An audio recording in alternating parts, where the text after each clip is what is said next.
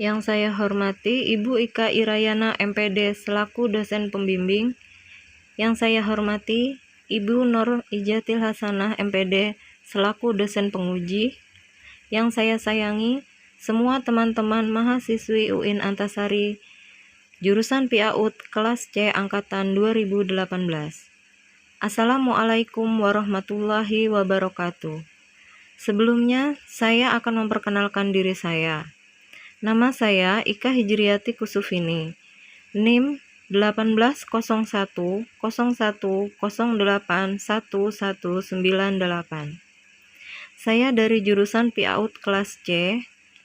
Hari ini saya akan mempresentasikan proposal PTK saya yang berjudul Meningkatkan kemampuan kognitif anak usia 5-6 tahun melalui kegiatan membuat kreativitas menggunakan media barang bekas di RA Al-Musalun Handil Bakti. Ada beberapa poin yang akan saya sampaikan dalam proposal PTK saya ini. Yang pertama yaitu tentang latar belakang mengapa saya mengambil judul PTK ini. Kemudian yang kedua yaitu tinjauan pustaka atau studi literatur yang saya ambil, dan kemudian yang ketiga, metode yang saya ambil dalam penelitian ini. Baiklah, langsung saja kita akan masuk pada latar belakang masalah. Yang pertama, pada kelompok B di RA Al-Musalun Handil Bakti, anak belum berhasil dalam perkembangan kognitif, khususnya untuk indikator mengenal dan mengelompokkan benda-benda di lingkungan sekitarnya, berdasarkan ukuran, sifat, suara, tekstur, fungsi, dan ciri-ciri lainnya. Kemudian yang kedua, pembelajaran pada pengembangan kemampuan kognitif, khususnya mengolah barang bekas menjadi sebuah karya, belum pernah dilakukan. Nah, yang ketiga, kegiatan pembelajaran yang monoton, menggunakan AP yang telah disediakan, menjadikan anak kurang bersemangat dan kurang aktif dalam mengikuti proses pembelajaran. Kemudian selanjutnya adalah rumusan masalah. Yang pertama, rumusan masalahnya bagaimana aktivitas guru dan siswa dalam upaya mengembangkan aspek kognitif anak, khususnya untuk indikator mengenal dan mengelompokkan benda-benda di lingkungan sekitarnya, berdasarkan ukuran, sifat, suara, tekstur, fungsi, dan ciri-ciri lainnya pada kelompok B di RA Al-Musalun Handil Bakti. Kemudian yang kedua, bagaimana perkembangan kemampuan kognitif pada anak kelompok B RA Al-Musalun Handil Bakti melalui kegiatan membuat kreativitas dengan menggunakan media barang bekas. Adapun tujuan penelitian ini adalah yang pertama, mendeskripsikan bagaimana aktivitas guru dan siswa dalam upaya meningkatkan kemampuan kognitif anak kelompok B di RA Al-Musalun Handil Bakti melalui kegiatan membuat kreativitas dan menggunakan media barang bekas.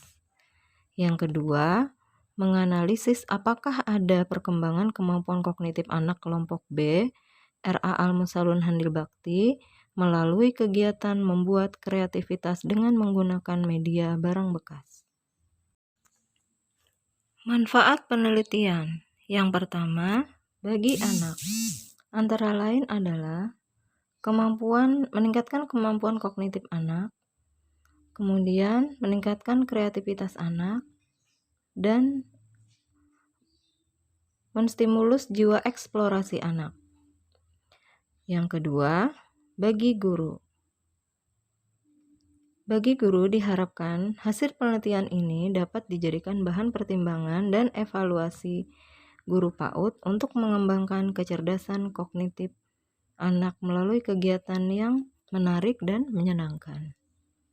Kemudian, bagi orang tua, pembelajaran tentang mengenal benda di lingkungan sekitarnya ini dapat dimanfaatkan orang tua untuk melatih anak dalam mencintai lingkungan di sekitarnya.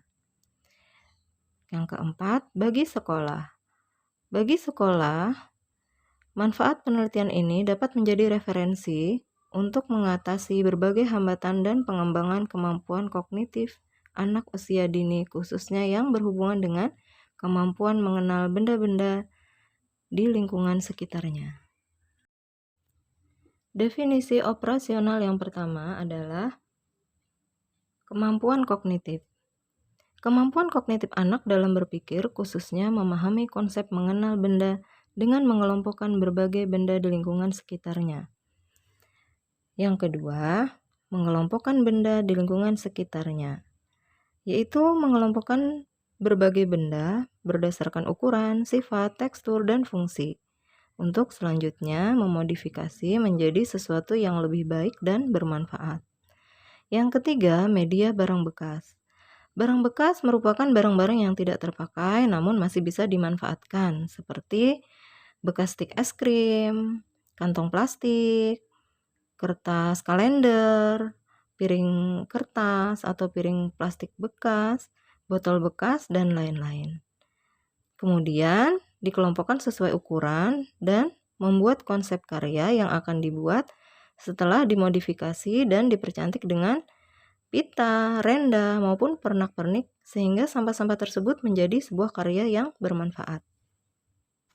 Hakikat anak usia dini. Anak usia dini adalah individu yang unik, yang memiliki pola pertumbuhan dan perkembangan fisik, kognitif, sosial emosional, kreativitas, bahasa, dan komunikasi yang khusus sesuai dengan tahapan yang sedang dilalui oleh anak tersebut, atau yang biasa kita sebut golden age ya, atau periode emas. Karakteristik anak usia dini. Yang pertama, anak bersifat egosentris, di mana anak-anak selalu memandang segala sesuatu dari sudut pandangnya sendiri. Yang kedua, anak memiliki rasa ingin tahu yang tinggi. Di mata anak, dunia ini dipenuhi oleh hal-hal yang menarik dan menakjubkan, sehingga hal ini mendorong rasa ingin tahu mereka untuk melakukan eksplorasi. Anak bersifat unik. Nah, yang dimaksud unik di sini adalah seperti dalam gaya belajar, minat, dan latar belakang keluarga. Kemudian, anak memiliki imajinasi dan fantasi. Anak biasanya tertarik dengan hal-hal yang bersifat imajinatif sehingga mereka kaya dengan fantasi. Kemudian, anak memiliki daya konsentrasi yang pendek. Pada umumnya, anak sulit berkonsentrasi pada satu kegiatan dalam jangka waktu yang lama. Anak merupakan masa belajar yang paling potensial, di mana biasanya kita mengenal yaitu golden age atau masa keemasan. Tahapan perkembangan kognitif anak usia 5-6 tahun menurut Piaget. Yang pertama, anak menguasai pemikiran simbolis, yaitu anak cenderung menggunakan gambar dan kata-kata untuk mewakilkan tindakan dan kejadian yang tidak ada. Kemudian anak belajar menduga efek satu tindakan pada tindakan lain. Misalnya menyadari bila menuang susu dari wadah yang satu ke wadah yang lain akan membuat jumlah susu berkurang. Anak dikecoh oleh tampilannya, misalnya meyakini wadah yang tinggi dan kecil yang berisi air itu lebih banyak daripada wadah yang pendek tapi lebar. Anak memikirkan produk akhir. Artinya anak fokus pada tampilan dan benda alam pada momen tertentu dan bukan perubahan atau bagaimana benda tersebut bisa seperti itu. Pengertian sains.